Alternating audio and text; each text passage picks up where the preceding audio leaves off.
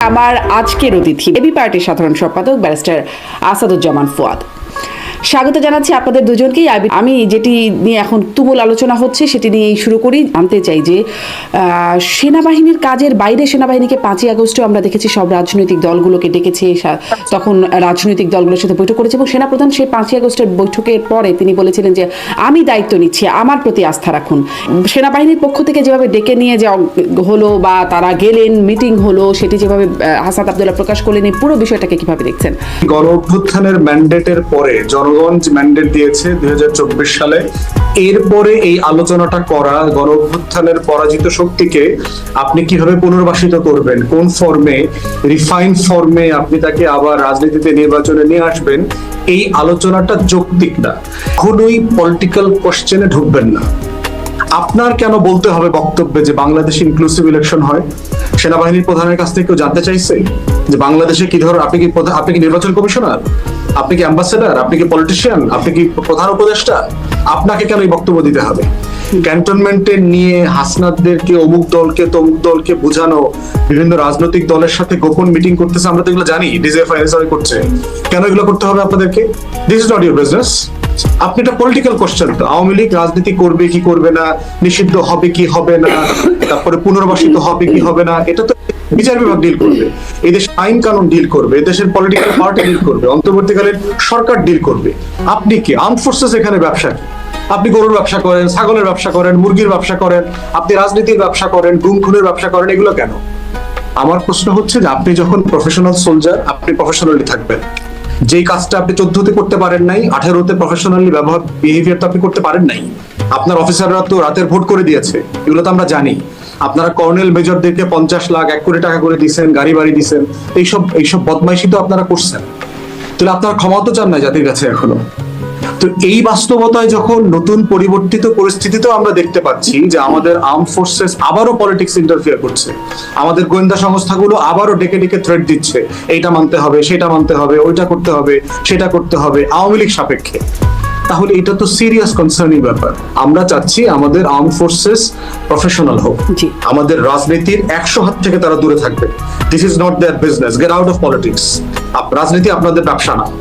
যেভাবে আপনারা বণিক সমিতির সদস্য হয়েছেন, ব্যবসা বাণিজ্য করেন, ওইটা যেমন আপনার কাজ না, রাজনীতি করাও আপনার কাজ না। আপনার কাজ হচ্ছে চাকর বাকরের কাজ। অন্তর্বর্তীকালীন সরকার এবং জনগণের সার্ভিসে আপনাকে যখন ডাকা হবে in aid to civil power, আপনিটুকু ওই জুরিসপ্রুডেন্স অনুযায়ী, ওই জুরিসডিকশন ওয়াইজ আপনি অতটুকু কাজ করবেন। অতএব এইটা হাসনাতের স্টেটমেন্টের কারণে এই ইন্টারফিয়ারেন্সের প্রশ্নহিত এসছে এবং ডাইরেক্টলি এসছে একটা নবীন রাজনৈতিক দলকে নিয়ে আপনি আমি স্পষ্ট, আপনি একদম দেখিয়ে দিচ্ছিলেন যে সেনাবাহিনীর কাজ কতটুকু আর কতটুকু না, এই সেনাবাহিনীর কাছ থেকে এটুকু এক্সপেক্টেড না। হুট করে প্রশ্নটা আবার কেন মাথাচাড়া দিয়ে উঠলো?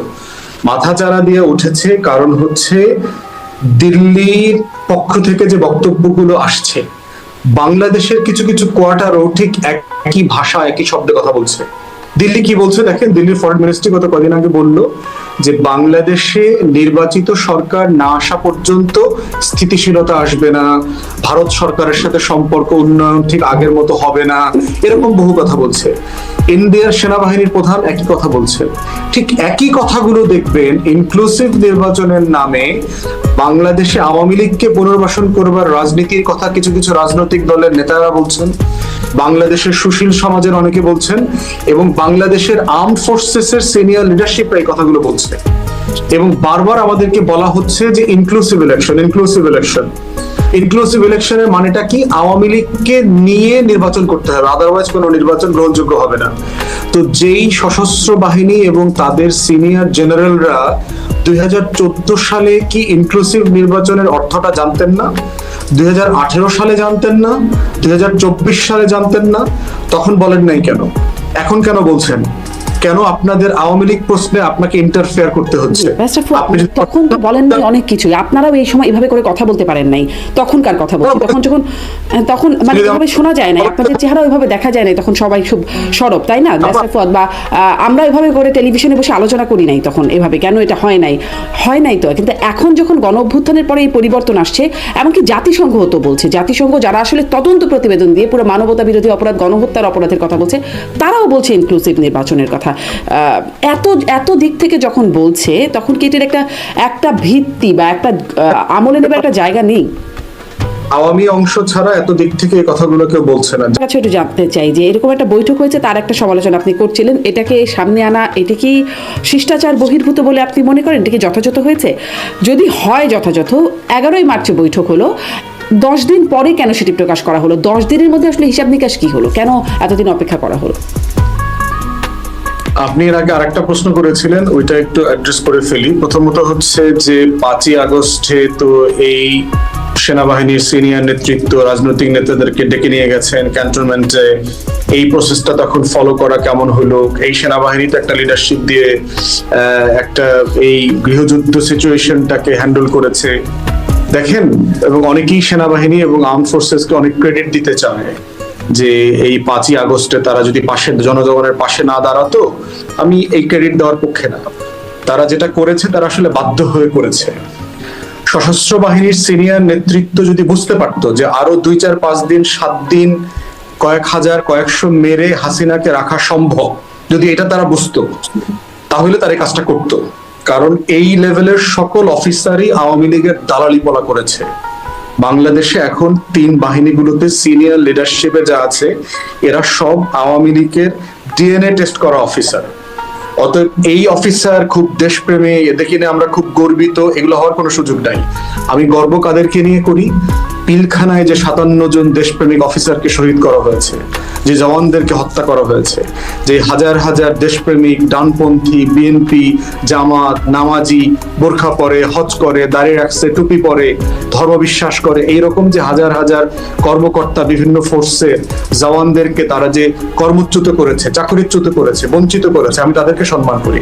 আমি সম্মান করি যেদিন সেনা সদরের দরবারে জুনিয়র অফিসাররা বাংলাদেশের পক্ষে কথা বলেছে, দেশের মানুষের পক্ষে কথা বলেছে, সেই লক্ষ লক্ষ জওয়ান এবং জুনিয়র দেশপ্রেমিক কর্মকর্তা থেকে আমি সম্মান করি, ভালোবাসি। তারা সার্বভৌমত্বের প্রতীক। কিন্তু সিনিয়র লিডারশিপরা কখনোই দেশের পক্ষে দাঁড়ায় নাই গত 16 বছরে। তারা সবসময় দিল্লির পক্ষে দাঁড়াইছে, আওয়ামী লীগের পক্ষে দাঁড়াইছে। এবং দ্বিতীয় যে কারণে তারা জনগণের পাশে আসছে, এই সিনিয়র লিডারশিপরা বুঝছে দরবারের মিটিং এর পরে যে এরপরেও যদি আমরা হাসিনার পক্ষে থাকি, প্রত্যেকটা ফোর্সে কু হয়ে যাবে, ব্যাপক পরিমাণে কু হবে, ক্যান্টনমেন্ট গুলো উল্টাপাল্টা হয়ে যাবে এবং এই সিনিয়র লিডারশিপের অনেকেরই লাশ খুঁজে পাওয়া যাবে না। অতএব সেই ভয়ে তারা বাধ্য হয়ে এই বাস্তবতা এসছে, এই শর্তে যে করোনা একটা সিচুয়েশন ক্রিয়েট করবে তারা এট সাম পয়েন্ট, এবং এই সিচুয়েশনের মধ্য দিয়ে চুপ্পুকে সামনে রেখে হাসিনাকে, আওয়ামী লীগকে কোনো না কোনো ফর্মে রাজনীতি ফেরায় নিয়ে আসে। এবং এই কথাটা আমি 5ই আগস্টে আমার বক্তব্যে আমি নিজে বলেছি যে গত বছর যখন হাসিনা পালিয়ে চলে গেছে, যে চুপ্পু এবং সেনাবাহিনীর সদস্যরা সিনিয়র লিডারশিপ, আমি যখন আর্ম ফোর্সেস বলি আমি আসলে ওই উপরের দিকের অফিসার গুলোকে মিন করি আর কি, যে তারা মিলে আসলে কি চক্রান্ত করছে। এবং আজকে 7 মাস পরে হুবহু তার প্রতিফলন এখানে ঘটেছে আমরা দেখতে পাচ্ছি। তো এই বাস্তবতায় আমাদেরকে বুঝতে হবে যে কাকে কখন কতটুকু ক্রেডিট আমি দিব। আমি এই আর্ম ফোর্সেস নিয়ে গর্বিত না। এই আর্ম ফোর্সেস গত 16 বছর আমার পক্ষে দাঁড়ায় নাই, আমার জীবন আমার জানমালের নিরাপত্তা দেয় নাই, সে আমার বুকে গুলি চালাইছে, সে হেলেন আপাদেরকে মারছে, বাড়িতে থাকতে দেয় নাই, উঠায় নিয়ে গেছে, রিমান্ডে নিচ্ছে, হাজারে হাজারে মিথ্যা মামলা দিচ্ছে। তো এই 111 এর পরের যে সেনাবাহিনী, পিলখানা গণহত্যার পরের যে আমাদের সশস্ত্র বাহিনী, এই সশস্ত্র বাহিনী কম্প্রোমাইজড সশস্ত্র বাহিনী। এরা জেনারেল হওয়ার জন্য, প্রধান হওয়ার জন্য বাহিনীর দিল্লিতে গিয়ে ইন্ডিয়ান হাই কমিশনে গিয়ে দালালি করতো, লবি করতো। অতএব তাদের প্রতি আমার সম্মান শ্রদ্ধা ন্যূনতম নাই। এবং দেশবাসীকে মাথায় রাখতে হবে যে বাংলাদেশের স্বাধীনতা সার্বভৌমত্বের প্রতি হচ্ছে আমার জুনিয়র অফিসাররা, দেশপ্রেমিক অফিসাররা। তাহলে তখন আপনারা কেন, মানে তখন অভ্যুত্থানে একদম গরম গরম অভ্যুত্থান, গরম গরম বিপ্লব, তারপরেই কেন এই বিষয়ে কোনো ব্যবস্থা হলো না? মানে সেনাবাহিনীর প্রতি এখন যে অভিযোগের কথা বলছেন শুধু আপনি না, হাসনাত আব্দুল্লাহ বলছেন বা আসিফ মাহমুদও বলছেন যে সেদিন বুকে পাথর চেপে ডক্টর ইউনূসকে মেনে নিয়েছিলেন সেনাপ্রধান। এই কথাগুলো এতদিন পরে এসে কেন বলা হচ্ছে? দেখেন, একটা প্রত্যাশা ছিল যে হয়তোবা সিনিয়র নেতৃত্ব লেসন নিয়েছেন, গণ অভ্যুত্থানের পক্ষে ছিলেন, থাকবেন, তারা আশা করেছিলেন যে আওয়ামী লীগ প্রশ্নটা তারা দিল্লির প্রেসক্রিপশনে চাপিয়ে দেবার চেষ্টা করবেন না, তারা গণহত্যা, মানবতা বিরোধী অপরাধ, মানবাধিকার লঙ্ঘনে জড়িত কর্মকর্তাদেরকে দেশ ছেড়ে পালানোর সুযোগ করে দেবেন না, বিচারের মুখোমুখি হওয়া থেকে বাধা দেবেন না, আয়নাঘরকে এক্সপোজ করা থেকে তারা ডিলে করবেন না, এই আশাবাদগুলো ছিল। কিন্তু 7 মাস পরে এসে দেখা যাচ্ছে যে এই আর্ম ফোর্সেসের সিনিয়র লিডারশিপ, আমাদের ডিজিএফআই, এনএসআই এর খাইসলত চরিত্র গত 16 বছরের বদমাইশি থেকে ন্যূনতম পরিবর্তন হয়নি। তারা এখনো বাংলাদেশের পক্ষে নাই। তারা এখনো তাদের প্রত্যেকটা শব্দ ভাষা দেখেন দিল্লির ল্যাঙ্গুয়েজে তারা কথা বলছে। অতএব সেইটা হচ্ছে অ্যালার্মিং আমাদের জন্য। এবং আমরা ডিজিএফআই এর তো সরাসরি ভিকটিম, এনএসআই এর সরাসরি ভিকটিম। আমাদেরকে গত বছরের পর বছর যে পরিমাণ হেনস্থা করছে, বাসায় থাকতে দেয় নাই, কন্টিনিউয়াস সার্ভেলেন্স, মনিটর করা, মানে হেন কোনো অন্যায় নাই, ট্রমা নাই যেটার মধ্যে আমাদেরকে তারা ফেলে নাই। এবং এই যে আমাদের দলের আপনার রেজিস্ট্রেশন দেয় নাই, আমাদেরকে নেগোসিয়েশন করতে বলতেছে যে আওয়ামী লীগের সাথে এই নির্বাচনে যাইতেছে, 24-এর নির্বাচনে গেলে টাকা দিবে, সিট দিবে, মন্ত্রিত্ব দিবে, তারপরে নিবন্ধন ফিরায় দিবে। এগুলো কারা করছে? এই ভুয়া সুয়া 2 নম্বর দল। এরকম অফার কি এখনো আপনাদেরকে দিচ্ছে, মানে এখন এসে আপনাদেরকে দিচ্ছে? এখন তো ধরেন এখন পর্যন্ত আমাদেরকে কেউ অ্যাপ্রোচ করে নাই। আপনাদের সাথে কোনো বৈঠক হয়েছে, মানে হাসনাত আব্দুল্লাহ বা অন্যান্য দলের সাথে যেমন হয়েছে? না, আমাদের সাথে ডিজিএফআই কোনো মিটিং হয়নি। তো যেটা হয়েছে যে আপনার এই ডিজিএফআই, এনএসআই যেগুলো করে, এগুলো তো আমরা ফার্স্ট হ্যান্ড ভিকটিম, আমরা তো এগুলো এক্সপেরিয়েন্স করেছি গত 16 বছর। তো ব্যারিস্টার ফুয়াদ, কি মনে হয় আপনাদের সাথে, মানে এবি পার্টির সাথে হলো না, বিএনপির সাথে হলো না, হাসনাত আব্দুল্লাহদের সাথেই কেন হলো? এবং হাসনাত আব্দুল্লাহদের মধ্যে থেকে শুধু হাসনাত আব্দুল্লাহ এবং সেই 2 জন, তাদের সাথেই কেন বৈঠকটা হলো? আর কোন কোন রাজনৈতিক দলের সাথে হয়েছে জানেন?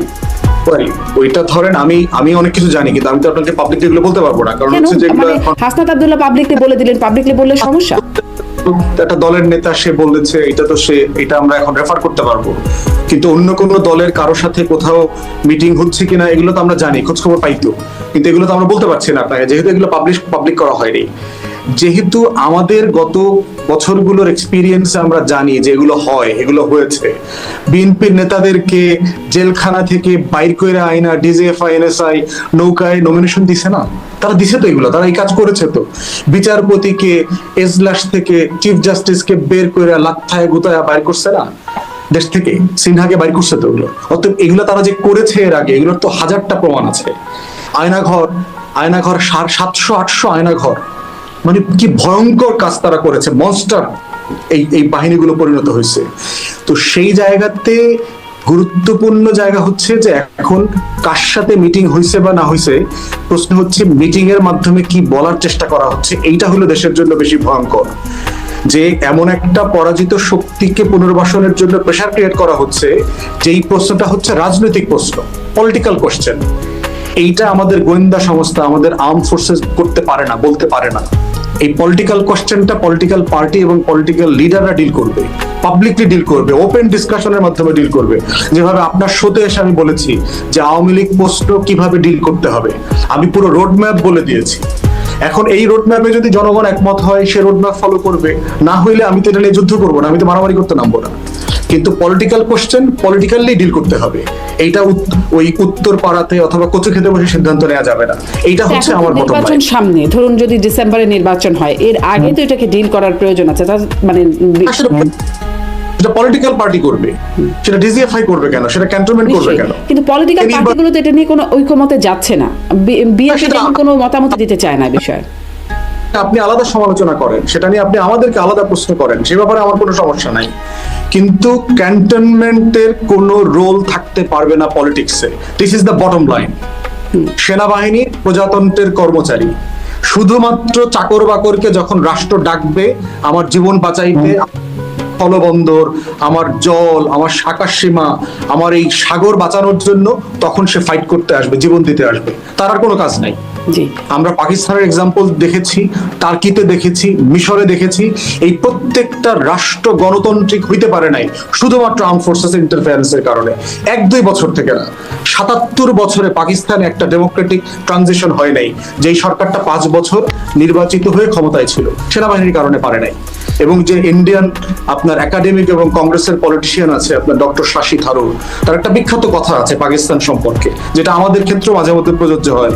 সেটা হচ্ছে পৃথিবীতে প্রত্যেকটা রাষ্ট্রে একটা করে সেনাবাহিনী থাকে, আর পাকিস্তান সেনাবাহিনীর একটা রাষ্ট্র আছে।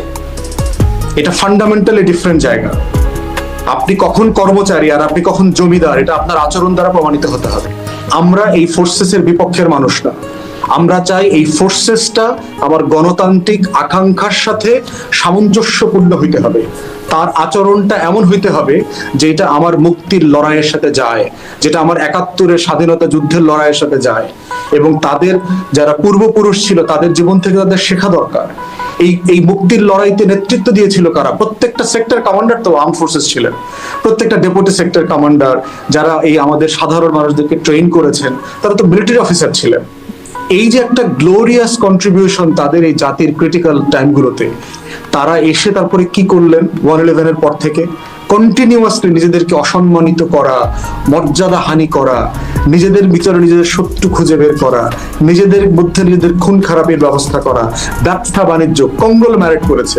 দেশের সবচেয়ে বড় কর্পোরেশনের নাম হলো আমাদের আর্ম ফোর্সেস। হেন কোনো ব্যবসা নাই, সে করে না। ব্যবসা করবেন কেন আপনি?